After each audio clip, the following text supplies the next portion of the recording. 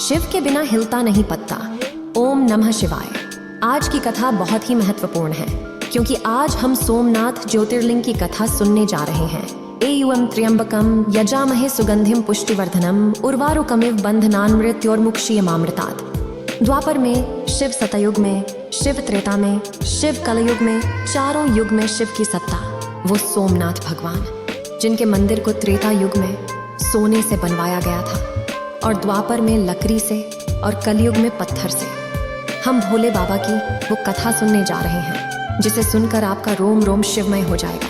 तन मन से रोग, द्वेष, निराशा जैसे विकार दूर हो जाएंगे। धर्म ग्रंथों में बताया गया है कि इस कथा को सुनने से रोग, द्वेष, शाप नष्ट हो जाते हैं। ऐसे में इस कथा का महत्व और भी अत्यधिक बढ़ जाता है। शनिदेव ने शिव जी को गुरु बनाया था।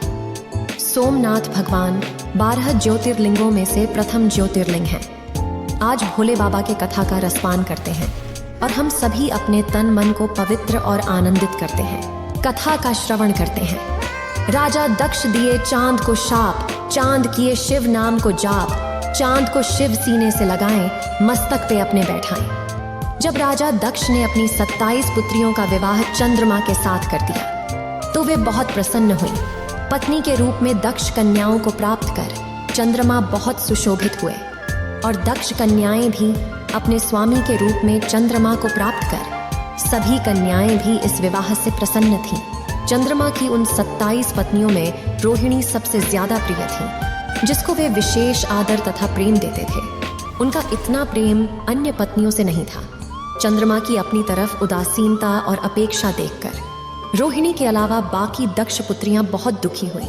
वे सभी अपने पिता दक्ष की शरण में गईं और उनसे कहा कि पिताजी, हमारे पति चंद्रमा हमें उतना प्रेम नहीं करते जितना कि हमारी दीदी रोहिणी को करते हैं। और इस प्रकार उन्होंने अपने कष्टों का वर्णन किया, अपनी पुत्रियों की व्यथा और चंद्रमा के दुर्व्यवहार को सुनकर दक्ष बड़े दुखी हुए।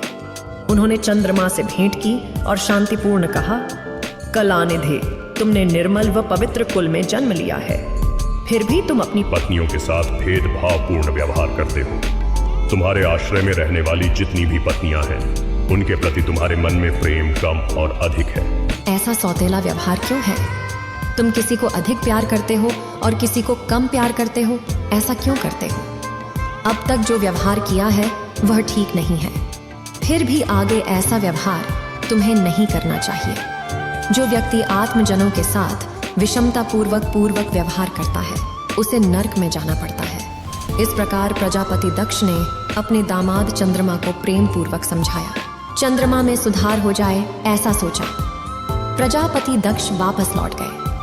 इतना समझाने पर भी चंद्रमा ने अपने ससुर प्रजापति दक्ष की बात नहीं मानी। रोहिणी के प्रति अतिशय आसक्ति के कारण उन्होंने अपने कर्तव्य की अवहेलना की तथा अपनी अन्य पत्नियों का भी ख्याल नहीं रखा और उन सभी से उदासीन रहे। दोबारा समाचार प्राप्त कर प्रजापति दक्ष बड़े दुखी हुए। वे पुनः चंद्रमा के पास आकर उन्हें उत्तम नीति द्वारा समझाने लगे। दक्ष ने चंद्रमा से न्यायोचित बर्ताव करने की प्रार्थना की। उस वक्त चंद्रदेव ने अपने ससुर दक्ष को आश्वासन दिया कि वे अपनी सभी पत्नियों को वापस अपने लोक लेकर आएंगे और उन्हें समान व्यवहार करेंगे, उन्हें प्रेम करेंगे। इस प्रकार का आश्वासन चंद्रमा अपने ससुर दक्ष को दे देते हैं। प्रजापति दक्ष वहां से वापस लौट आते हैं, लेकिन फिर भी चंद्रमा ने अपनी आदतें नहीं सुधारी। उनका वही व्यवहार उसी प्रकार से बना रहा।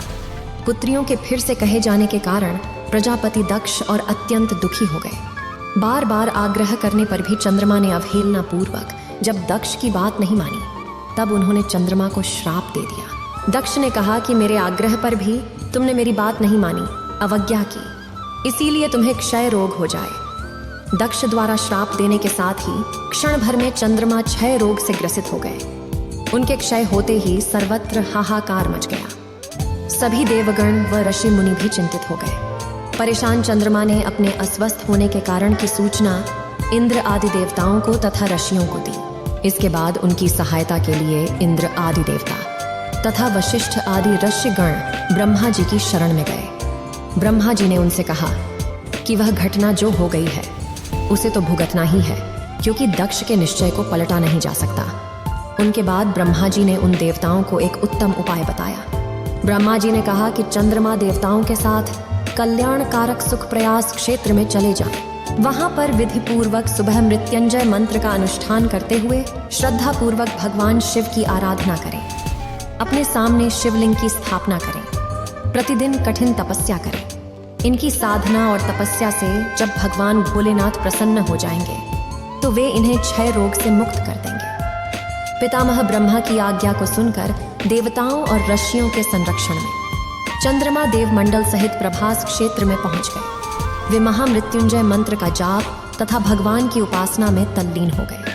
ब्रह्मा जी की आज्ञा के अनुसार चंद्रमा ने 6 महीने तक निरंतर तप किया और ऋषभ ध्वज का पूजन किया। 10 करोड़ महामृत्युंजय मंत्र का जाप तथा ध्यान करते हुए चंद्रमा स्थिर चित्त से वहां निरंतर खड़े रहे। उनकी तपस्या से भक्त वत्सल भगवान शंकर प्रसन्न हो गए। उन्होंने चंद्रमा से कहा, चंद्रदेव तुम्हारा कल्याण हो। तुम जिसके लिए यहाँ कठोर तप कर रहे हो उस अभिलाषा को बताओ। मैं तुम्हारी इच्छा अवश्य पूर्ण करूंगा।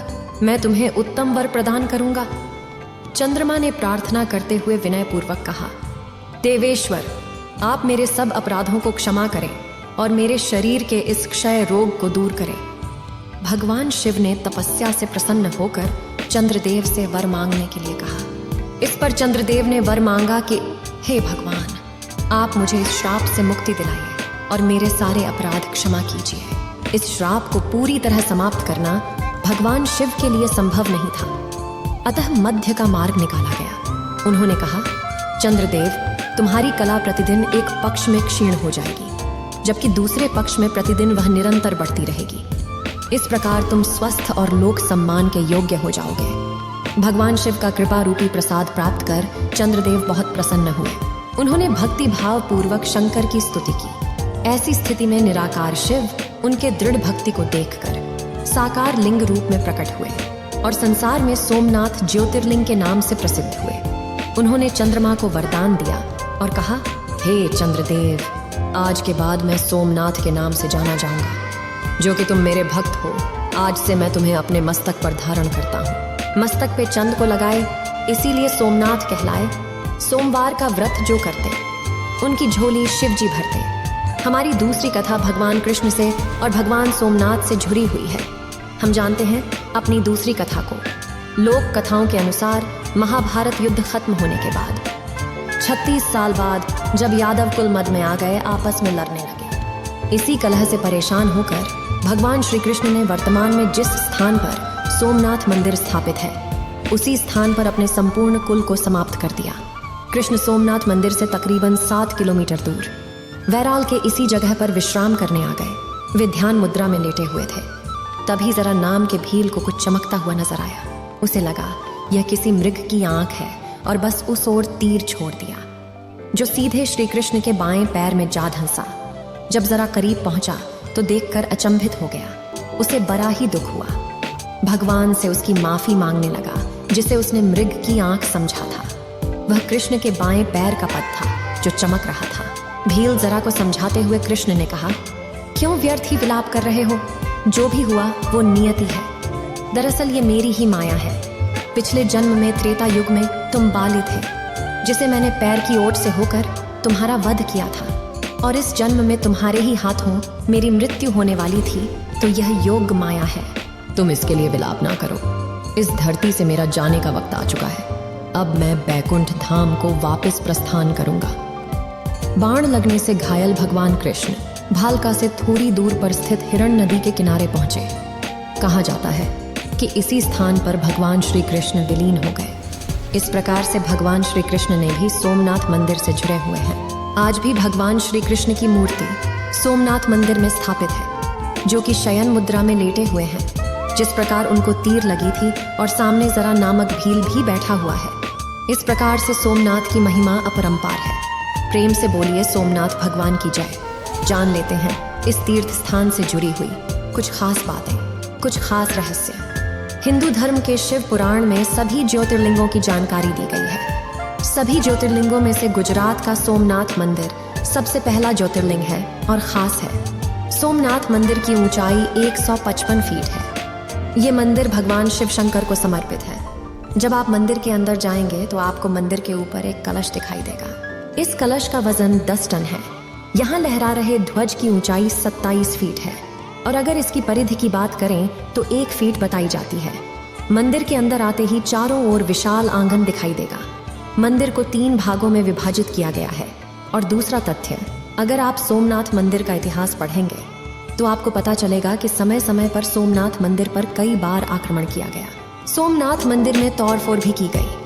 आपको बता दें कि सोमनाथ मंदिर पर कुल 17 बार आक्रमण हुए और हर बार मंदिर का जीर्णोद्धार करवाया गया। और एक सबसे आश्चर्यजनक बात, समुद्र के किनारे मंदिर के दक्षिण में एक बार स्तंभ है। ये बार स्तंभ बहुत प्राचीन है। इस बात की जानकारी किसी के पास नहीं है कि इसे कब बनाया गया था, लेकिन इतिहास की गहराइयों में जाने के बाद 6वीं शताब्दी में बार स्तंभ का उल्लेख इतिहास में मिलता है।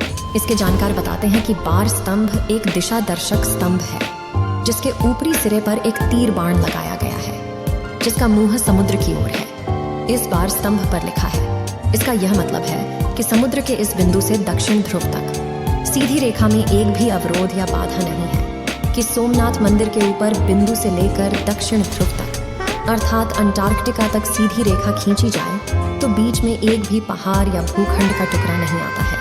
यह सबसे रोचक है। सोमनाथ मंदिर के बारे में ऐसी मान्यता है कि चंद्रदेव ने इस मंदिर का निर्माण सोने से करवाया था और रवि ने चांदी से, इसके बाद श्री कृष्ण ने काष्ठ से यानी कि लकड़ी से इस मंदिर का निर्माण करवाया। पहली बार पत्थरों से सोमनाथ मंदिर का निर्माण राजा भीमदेव ने करवाया था। तो इस प्रकार से यह मंदिर एक बार सोने, फिर चांदी, उसके बाद लकड़ी और अंततः यह पत्थर से बनाया गया। पुराने समय में यह मंदिर अत्यंत धनी और वैभव से संपन्न था। इसमें अनेकों प्रकार की रत्ने, मणिरत्न, हीरे जड़े हुए थे जो कि बाहरी आक्रमणकारी मोहम्मद गजनवी लूट कर ले गया और इस पर कई बार आक्रमण किए गए। कुल मिलाकर मोहम्मद गजनवी ने 17 बार आक्रमण किया था, लेकिन बार बार इसका पुनः निर्माण कराया गया। इस वीडियो को बोलते समय कोई त्रुटि हो तो मैं क्षमा चाहती हूँ। उम्मीद है आप सभी को ये वीडियो अच्छी लगी होगी। अगर आप शिव के सच्चे भक्त हैं तो चैनल को सब्सक्राइब और वीडियो को लाइक करके कमेंट में हर हर महादेव लिख दीजिए।